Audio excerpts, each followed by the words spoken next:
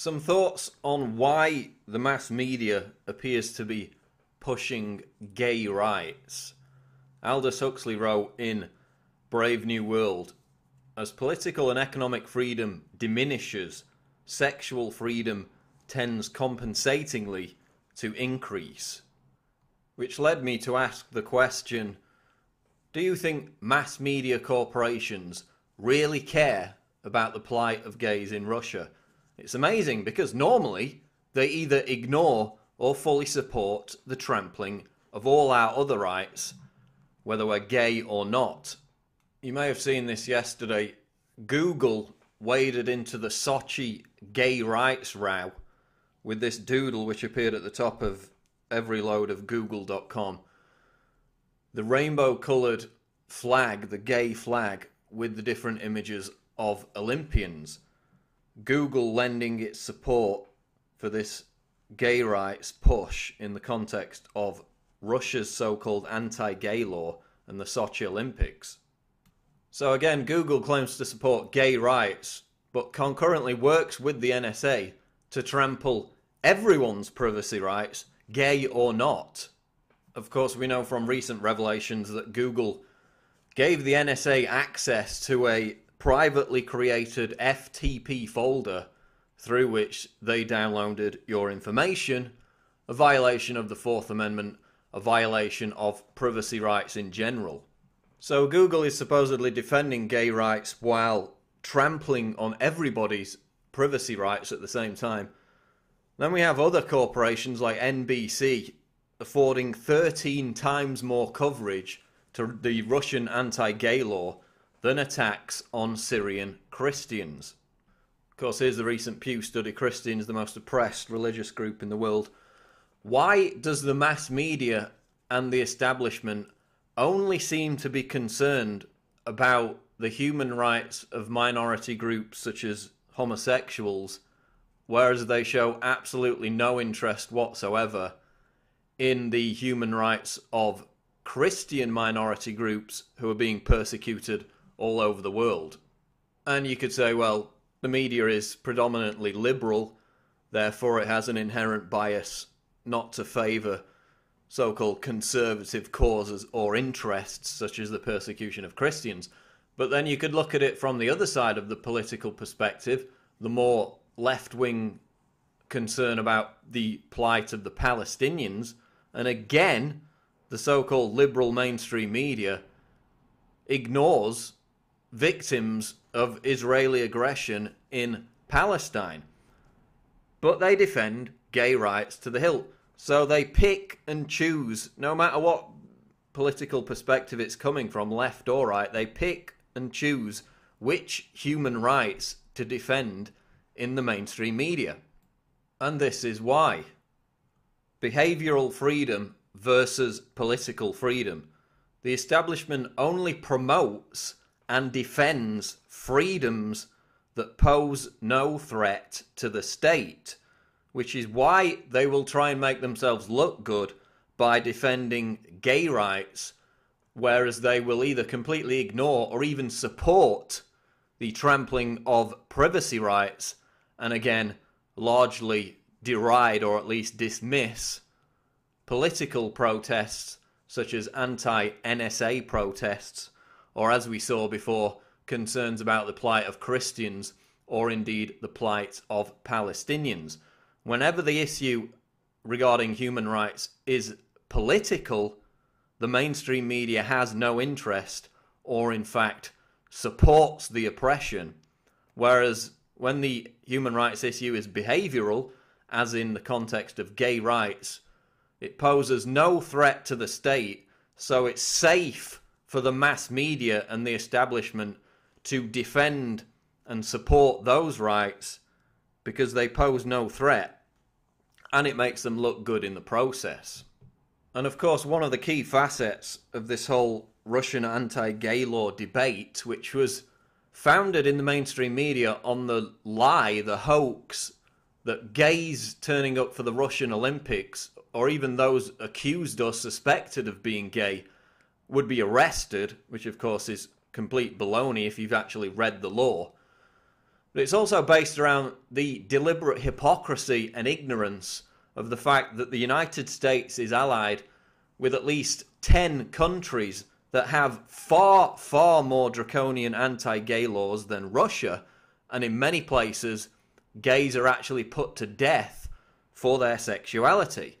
But you won't see the mass media start a gigantic public relations campaign defending or promoting gay rights in these countries, in the countries that are closely allied with the United States.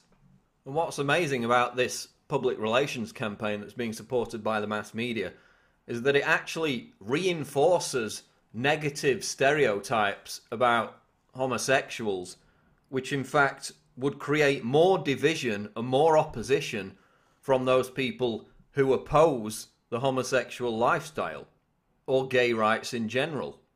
This is an ad that's been played repeatedly on Britain's Channel 4, depicting this gay man as a fat, bearded, ugly individual writhing around in his pants.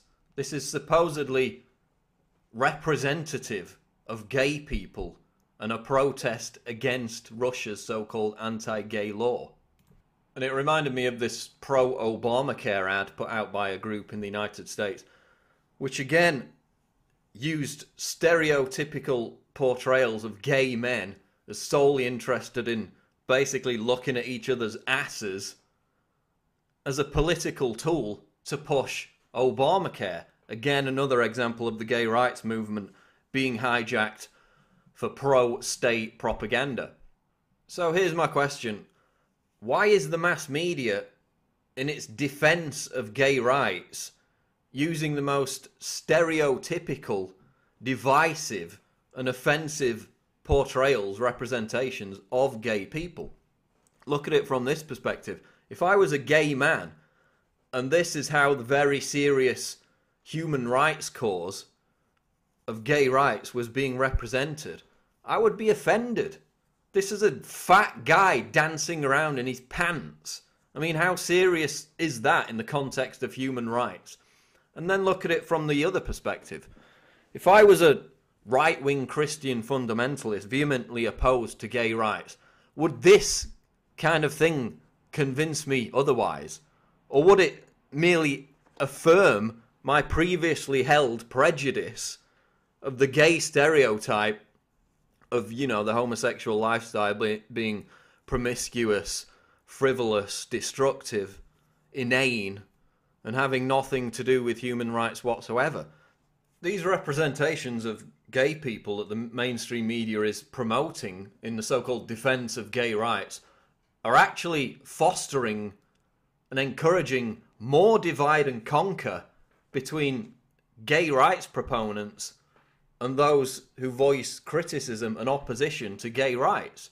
They're actually fueling the continuation of this divisive issue.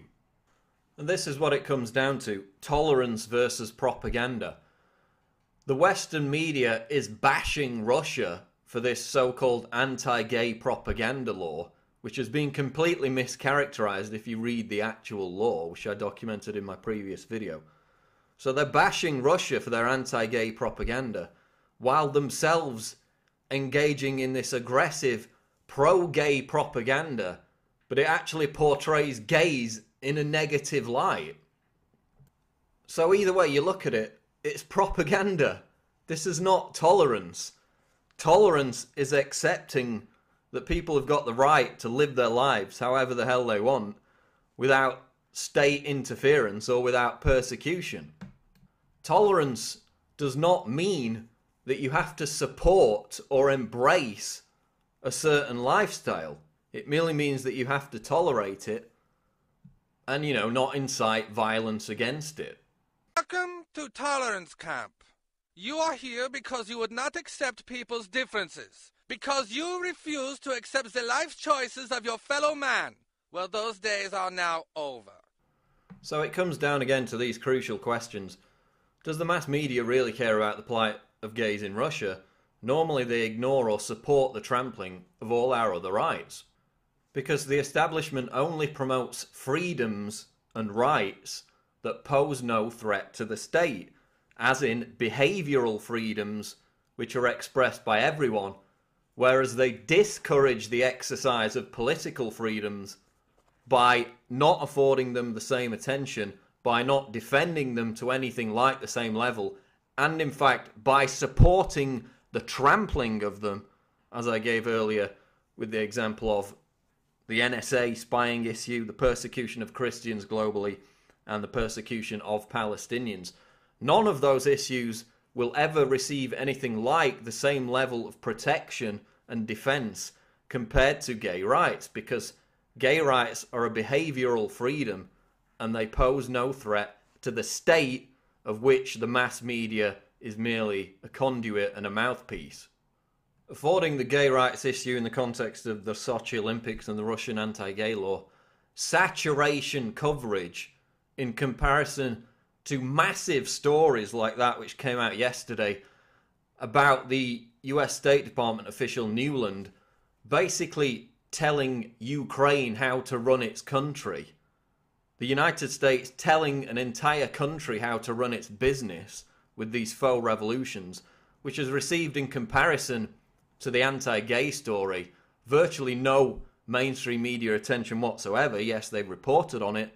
They've afforded it nothing like the saturation coverage afforded to this gay rights issue. So again, by focusing on behavioural freedoms, it gives them the excuse to ignore massive political scandals, banking scandals, economic scandals that occur on a daily basis. This is also about divide and conquer. It's about keeping pro-gay rights activists and vehemently anti-gay rights activists in their opposite camp, preventing them from ever moving nearer to any kind of common understanding. And the way that's done is through portraying and representing gay rights in this very divisive and stereotypical manner. The reinforcement of this stereotype about gay people does nothing whatsoever to encourage tolerance and common understanding. It in fact encourages the opposite from the conservative Christian crowd of more hatred and more intolerance. So while with tunnel vision the mainstream media obsesses about this distraction, this side issue of gay rights, and in fact uses it to create more division, all our rights are being trampled on with barely a whimper of protest from the very same mass media and establishment that grandstands as being this great protector of human rights through the context, through the prism of the gay rights movement. Let me know what you think in the comments below. Check us out on Twitter at twitter.com/prisonplanet. I'm Paul Joseph Watson reporting for Infowars.com.